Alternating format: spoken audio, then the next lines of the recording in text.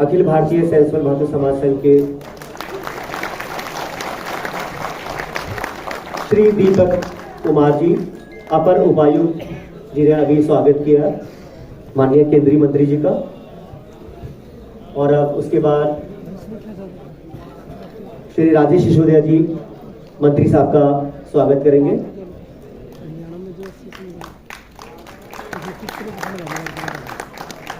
श्री सुनील मलके जी shawl भेंट देकर श्री राजेश सिसोदिया जी केंद्रीय मंत्री जी का स्वागत करेंगे शॉल भेंट देकर।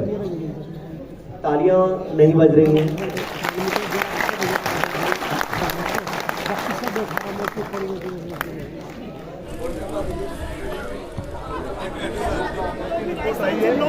राजधानी पूरे देश से आए जी जी, और हम इसको इनकी समस्या को दूर करेंगे, इसलिए मैं आया हूँ। धन्यवाद। है कि आर्थिक स्थिति से, सामाजिक स्थिति से और हर क्षेत्र में आज ये समाज पिछड़ चुका है। जो कभी एक पहचान इस हिंदुस्तान की हुआ था, आज वो पहचान हमारी दबाई जा रही है। बड़े राजनेताओं से हमारा आग्रह है इनसे कि हमारी आवाज़ को बुलंद कर कर पार्लियामेंट में हमारा आवाज़ उठाएं। हमारे डीएनटी समाज के लिए अलग से कोटा दें, अलग से आरक्षण दें कि हमारे बच्चे भी पढ़ लिख कर सभ्य हों, इस समाज से जुड़ सकें। यही हम इस मंच के माध्यम से आज पूरी सरकार और पूरे देश में आह्वान करते हैं।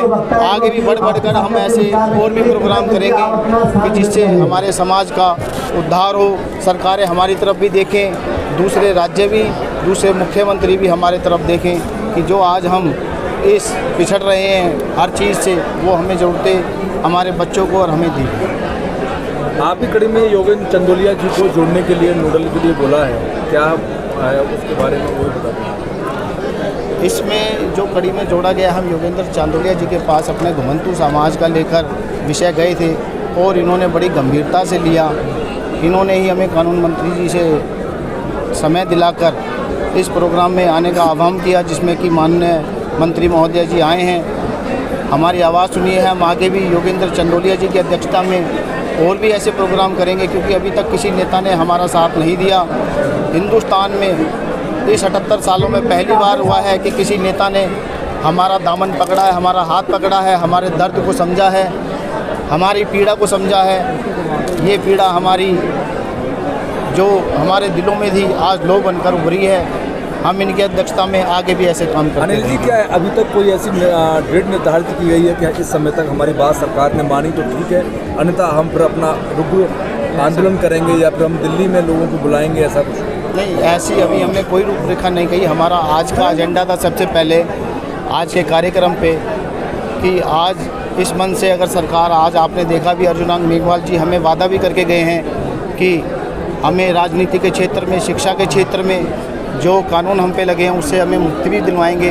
हमारी सारी अगर मांगें पूरी होती हैं तो हम ऐसे आगे नहीं करेंगे। अगर सरकारों ने नहीं सुनी तो हम आगे भी ऐसे और बढ़ चढ़कर कई कार्यक्रम करते रहेंगे, अपने समाज को जगाते रहेंगे। ये घुमंतू वर्ग, घुमंतू समाज अब रुकने वाला नहीं है। इसमें एक लौ जाग चुकी है, ये लोग बुझेगी नहीं। आज मुक्ति दिवस के कार्यक्रम पर दिल्ली में सारे भारतवर्ष से डीएनटी समाज को और बांधु समाज को इस कार्यक्रम के संरक्षक माननीय दीपक कुमार जी IRS है और इस कार्यक्रम के संयोजक माननीय अनिल टीटा जी और राजेश सिसोदिया जी, राकेश बिसैया जी, मोहन सिंह जी, इन सभी लोगों ने आज देश के लोगों को यहाँ जमा किया। मैं मुक्ति दिवस के अखिल भारतीय सैंसवन बांधु समाज संघ की ओर से इन सभी को हार्दिक स्वागत और बधाई देता हूँ। आज केंद्रीय मंत्री मेघवाल साहब ने जो इस भरे मन से जो हमको डीएनटी को आश्वासन दिया, सरकार हमारी मांगे, जो हमारा डीएनटी का स्पेशल रिजर्वेशन है वो पूरा करेंगी, ऐसे हमें आशा है।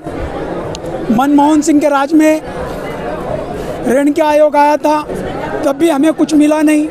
मोदी साहब के राज में हिदायत आयोग आया, तब भी हमें कुछ मिला नहीं। आज मेघवाल जी ने कहा है कि मोदी सरकार, मौजूदा सरकार डीएनटी के लिए काम करने जा रही है, तो हमारे समाज के लिए बहुत अच्छी बात है। अगर हमारे इस काम में उन्होंने हमें सहयोग किया तो हम सारा समाज उनके साथ रहेगा।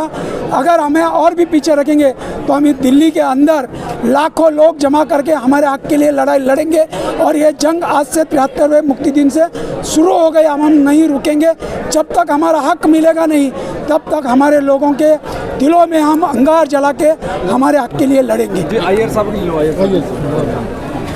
आज जैसा कि आपने देखा विदित है कार्यक्रम के बारे में, मैंने अपने भाषण में भी ये बोला था कि कोई भी पैरामीटर हो ह्यूमन डेवलपमेंट इंडेक्स का, जो हम मानव विकास के लिए बोलते हैं, चाहे वो लिटरेसी हो, चाहे इन्फेंट मोर्टेलिटी हो, चाहे शिशु मृत्यु दर हो, कोई भी हो, हमारा जो घुमंतु समाज है वो कहीं पे भी खड़ा नहीं है। अगर हिंदुस्तान में 69 साल की आयु है एवरेज, जिसको हम लाइफ एक्सपेक्टेंसी कहते हैं, तो हमारे समाज की 40 है। तो आप उसी से अंदाज़ा लगा सकते हो कि समाज के क्या हालात हैं। इसके बहुत सारे माध्यम हैं। हमने ज्ञापन में ये कहा है कि हमारे सामाजिक रूप से जो योजनाएं हैं वो केंद्रित रहें, डीएनटी के लिए अलग से फंड रिजर्व किया, जैसे कंपोनेंट प्लान है तो सब कंपोनेंट प्लान बनाया जाए।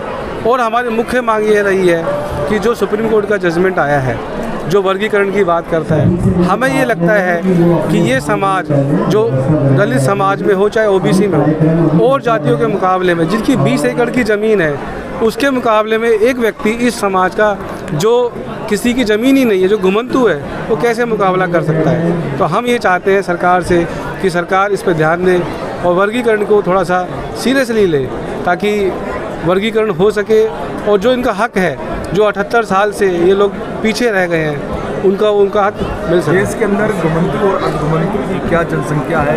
इनकी करीब 15% से ज़्यादा, 15 करोड़, तो ये 15 से 20 करोड़ के बीच में इनकी एक जनसंख्या है। और महिलाओं का और पुरुषों का जो रेशो है लगभग बराबर सा ही है।